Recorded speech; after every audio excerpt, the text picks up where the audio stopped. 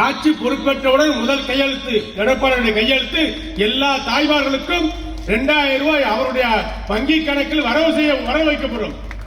Ration கார்டுக்கு 1000 ரூபாய் முதல் கொஞ்சம் ஒரு 30-20% பேர், பிற ஒரு 10%, இப்ப கடைசி வருஷத்துக்கு கொஞ்சம் 10-20% இப்படி கொடுத்து கடைசி வரைக்கும் இது ஏமாற்று நாடகம். திமுக செஞ்சது ஏமாற்று வேலை. 5 வருஷம் சொன்னா 60 மாசம் கொடுத்துக்கணும். 5 ஆண்டு 60 மாசம் கொடுத்துக்கணும். கொடுக்கலையே. 60 மாசம் 1000 ரூபாய் வாங்கினவங்க யாரா இருக்காங்களா? இருக்கீங்களா? நீங்க 1000 ரூபாய் 60 மாசம் வாங்கினவங்க இருக்கீங்களா? கிடையாது. காரணம் என்னன்னு கேட்டீங்கன்னா, மக்களை ஏமாற்றி பழக்கப்பட்ட கட்சி திமுக. மக்களை ஏமாற்றி ஆட்சிக்கு வந்த கட்சி திமுக. 1000 ரூபாய் தாரேன்னு சொல்லி ஆட்சிக்கு வந்தாங்க. நீட் தேர்வு ஒழிப்பேன்னு ஆட்சிக்கு வந்தாங்க. எல்லாம் அடவு வச்சு நகையெல்லாம் திருப்பி கொடுப்போம், தள்ளுபடி பண்ணணும்னு சொன்னாங்க.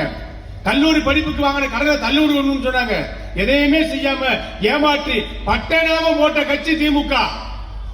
இன்னைக்கு ஏமாத்தி பழையபடி நாடகம் போடுது. அண்ணா திமுக எடப்பாடியார் செய்வாரு. எப்படி செய்வாரு? நாங்க வச்சிருக்கிற கூட்டணி, டெல்லி கூட்டணி, தேவையான நிதிகளை பெற முடியும், எங்களால் மக்களுக்கு கொடுக்க முடியும். இது முதல் அறிக்கை 2000 ரூபாய் எல்லோருக்கும் வீடுதோறும். பாகுபாடு கிடையாது, ஏற்றத்தாழ்வு கிடையாது, வித்தியாசம் கிடையாது. கருப்பட்டை, சிவப்பட்டை, மஞ்சள் அட்டை என்ற கணக்கு கிடையாது. ரேஷன் கார்டு வைத்திருந்தால் 2000 ரூபாய் தாய்மார்களுடைய வங்கி கணக்கில் வர வைக்கப்படும். இது எங்களுடைய பொதுச் செயலாளர் புரட்சித் தமிழர் எடப்பாடியார் சொன்ன வார்த்தை, வாக்குறுதி. செய்வார், செய்து கொடுப்பார். அடுத்து வீடு அற்றவர்களுக்கு வீட்டுமனை, வீடு கொடுக்கப்படும். வீட்டுமனை கொடுத்த காலங்கள் மாறி வீடு கொடுக்கப்படும் இலவசமாக.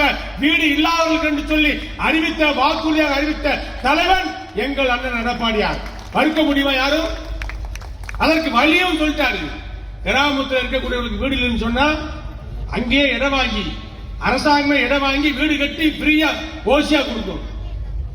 நகரத்தில் இருக்கக்கூடிய வீடு இல்லாம வாடகை வீட்டில் இருந்தாங்கன்னா அவங்களுக்கு இடம் வாங்கி அடுக்குமாடி வீடு கட்டி அவர்களுக்கு ஒவ்வொரு வீடு தனித்தனியாக அடுக்குமாடி வீடு, லிப்ட், படிக்கட்டு எல்லாம் வச்சு சகல வசதிகளையும் வச்சு வீடு கட்டி நகரங்களில் வாழக்கூடியவர்களுக்கு, இந்த சிவகாசி மாநகராட்சி போன்ற பகுதியில் வாழக்கூடியவர்களுக்கு, வீடற்றவர்களுக்கு வீடு கட்டி அடுக்குமாடி வீடு கட்டி அவர்களுக்கு வீடு சொந்தமாக கொடுக்கப்படும். இது அறிவிப்பு. இது நாளைக்கு நடக்க போகுது. எடப்பாடியார் முதலமைச்சராக வரப்போறார். அதிமுக ஆட்சி வரப்போகுது. ஏழைகளுக்கு இது கிடைக்க போகுது. வீடற்றவர்களுக்கு வீடு கிடைக்க போகுது. கிராமத்தில் இருந்தாலும் சரி, நகரத்தில் இருந்தாலும் சரி, அது ஏழையாக இருந்தாலும் சரி, நடுநிலையாக இருந்தாலும் சரி, வீடு இல்லை என்று சொன்னால் அரசாங்கம் அவர்களுக்கு வீடு கொடுக்கும் அறிவித்த தலைவன் எங்கள் அண்ணன் எடப்பாடியார். உண்டா இல்லையா? கிராமப்புற மக்களுடைய வாழ்வாதாரத்தை உயர்த்திருக்காங்க. 100 நாள் வேலை வாய்ப்பை அதிமுக ஆட்சி அமைந்தவுடன் 150 நாள் உயர்த்திய தலைவன் எடப்பாடியார். 100 நாள், இனிமேல் 150 நாள். மே மாதத்துக்கு பின்பு கிராமங்கள் தோறும் 150 நாள் மட்டுமல்ல, வாரம் ஒரு முறை அவர்களுக்கு சம்பளம் வர வைக்கப்படும். திமுக ஆட்சிவாதிகள் ஏமாத்துவது கிடையாது. 100 நாள் வேலை சொல்லிட்டு 50 நாள் வேலையை கொடுத்து அந்த வேலை சம்பளத்தையும் ஒரு மாசம் இழுத்தடிக்கின்ற கதையெல்லாம் எங்ககிட்ட கிடையாது, எடப்பாடி கிடையாது. 100 நாள் வேலையை 150 நாளாக உயர்த்தி வேலை வழங்கி அவர்களுக்கு சம்பளத்தை வாரம் ஒரு முறை அவருடைய வங்கி கணக்கிலே வைக்க சொல்லி உத்தரவிடுகின்றார் எங்களது எடப்பாடியார். வாக்குறுதி அளித்திருக்கிறார். அடுத்து வேலைக்கு செல்கின்ற பெண்கள் 5 லட்சம் பேர்களுக்கு, முதல் தவணையாக 5 லட்சம் பேர்களுக்கு 25,000 ரூபாய் மானியம். ஸ்கூட்டர் வாங்குறதுக்கு நடந்து போக வேண்டாம், பஸ்ல போக வேண்டாம். வேலை முடி வீட்டுக்கு வந்து வேலை முடிஞ்சு வீட்டுக்கு வர்றதுக்கும், வேலைக்கு வீட்டில இருந்து ஆட்சிக்கு போறதுக்கும், ஸ்கூட்டர் வாங்குறதுக்கு உங்களுக்கு பணம் குறையா இருக்கா? 25,000 ரூபாய் அரசு மானியம் ஓசியா கொடுப்போம் என்று சொல்லி அறிவித்திருக்கின்றார் தேர்தல் வாக்குறுதியாக எங்கள் பொதுச் செயலாளர் எடப்பாடியார். 4. அடுத்து 5 என்ன இருக்கு? Bus mini bus. பெண்கள் மட்டும் போயிட்டு இருக்காங்களே, இப்ப ஆண்கள் குடும்பத்தோட போலாம். ஆணும் போகலாம், பெண்ணும் போகலாம். ஏன்டா பிரிச்சு விட்ட? உன்னால குடும்பத்தை நீ பிரிச்சு விட்ட. திமுக பிரிச்சு விடுச்சு. என் தலைவர் எடப்பாடியார் சேர்த்து விட்டாரு. புருஷன் சேர்த்துவோம். திருத்தங்கள் இருக்கியா? கல்யாண தட்டில் படமாக்க போறியா? உன் மனைவியை கூட்டிட்டு போ, இல்ல உன் காதலியை கூட்டிட்டு போ, 2 பேரும் சேர்ந்தே ஓசியில போங்க, டிக்கெட்டை மட்டும் எடுத்துக்கீங்க. செஞ்சது யாரா? அறிவிச்சது யாரு? கொடுக்க போறது யாரு? எங்க அண்ணன் எடப்பாடியார்.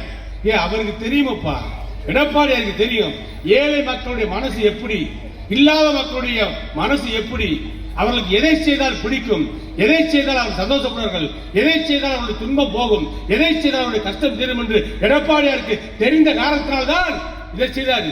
பெண்களுக்கு மட்டும் அதையும் நிப்பாட்டல, பெண்களுக்கு திமுக அரசு கொடுத்திருக்கின்ற ஓட்ட பஸ் இருக்கு, அதெல்லாம் வராது. நல்ல பஸ், புருஷன் முன்னாடி 2 பேரும் நிம்மதியா உட்காந்து கார்ல போகலாம், சிலுத்தூருக்கு போகலாம், அங்க இருக்கிற மார்க்கெட்டில் சரக்கு வாங்கிட்டு நேர திருத்தங்களுக்கு வரலாம், சிவகாசிக்கு வரலாம், சிலுத்தூருக்கார நேரம் இங்க சிவாசிக்கு வரலாம், இங்க பட்டாசு வாங்கலாம், நேர சிலுத்தூருக்கு போகலாம், ஃப்ரீ, எல்லாம் ஃப்ரீ. ஏழை எளிய மக்களுடைய வாழ்க்கை தர வருவதற்காக ஏற்படுத்த ஒரு சட்டம், அது எம்ஜிஆர் போட்ட திட்டம், அது எடப்பாடியார் நிறைவேற்ற போடுகின்ற திட்டம். இது நடக்கும், செய்வார். சொல்லாதது எல்லாம் செய்த தலைவன் எடப்பாடியார். இன்னைக்கு 5 அறிவிச்சிருக்காரு. 5 அறிவிச்ச உடனேயும் முதலமைச்சர் ஸ்டாலின் மண்டே பிச்சுக்கிட்டு இருக்காரு. யாருதான் இந்த ஐடியாவில் கொடுக்கிறாரு? நாங்க யாருமே கொடுக்கல, எல்லாமே எடப்பாடியாருடைய அவருடைய மைண்ட்ல வந்த ஐடியா தான், அவருடைய சிந்தனையை உதித்த திட்டங்கள் தான். நாங்க சொல்லியா 7.5% திட்டத்தை கொண்டுதாரு. கிராமப்புறத்தில் படிக்கின்ற அரசு பள்ளி மாணவர்களுக்கு மெடிக்கல் கல்லூரியில் இடம் கொடுத்தாங்களே, அவர்களுக்கு அத்தனை பேர் அரசாங்கமே செலவு படிக்க வச்சு டாக்டர் ஆயிருக்காங்க. இன்னைக்கு 3000 டாக்டர். அதுக்கு அரசாங்கம் வெளியிட்டது யாரு? எடப்பாடியார். அதுக்கு யாரு சொன்னாங்களா? 4 லட்சம் கோடி கடன் தமிழக அரசுக்கு இருந்துச்சு. அண்ணாதிமுக ஆட்சி விட்டு போகும்போது எப்ப வந்து வாங்கின கடன்? 47 சுதந்திரத்திலிருந்து வாங்கின கடன் 4 லட்சம் கோடி. திமுக ஆட்சி வந்த பின்பு வாங்கிய கடன் 5 லட்சம் கோடி. 5 வருஷத்துல இவங்க வாங்கிய கடன் 5 லட்சம், 75 வருஷமா வாங்கின கடன் 4 லட்சம் கோடி. யார் திறமைசாலி? எப்படி அடிச்சிருக்காங்க, என்ன பண்ணான்னு தெரியல. இன்னைக்கு தமிழ்நாட்டுடைய கடன் 9 லட்சம் கோடி கடன் தமிழக மக்கள் மீது சுமத்தப்பட்டிருக்கிறது. இதையெல்லாம் சரி செய்ய வேண்டும் என்று சொன்னால் நிர்வாக திறமை உள்ள ஒரு தலைவன் நாடாள வேண்டும், ஒரு தகுதியான தலைவன் நாடாள வேண்டும், நாட்டை பற்றி சிந்திக்கின்ற தலைவன் நாடாள வேண்டும். டெல்லியிலே மோடி ஆட்சி, தமிழ்நாட்டில் எடப்பாடி ஆட்சி. இதுவே தமிழகத்துக்கு அருமையான நல்ல தருணம். நிதிகளை கேட்டு பெற வேண்டும், சண்டை ஓடிட்டே இருக்கக்கூடாது. கலெக்டர் சண்டை போட்டா ஒரு ஊராட்சி மன்ற தலைவரால் இயங்க முடியுமா? ஒரு பஞ்சாயத்து போர்டு பிரசிடண்டால இயங்க முடியுமா? கலெக்டர் சண்டை போட்டா பணத்தை கொடுப்பாரா? எந்நேரம் பார்த்தாலும் பிஜேபியோட சண்டை, பிஜேபியோட சண்டை போடுங்க, மத்திய அரசோட சண்டை. ஆட்சியில மோடி இருக்காருன்னு சொன்னா அவரை போய் பார்த்து கேட்கணும். எங்க திட்டங்கள் 11 மெடிக்கல் காலேஜ் எடப்பாடியார் கேட்டார்னா, ஒத்த மெடிக்கல் காலேஜ் நீங்க வாங்க.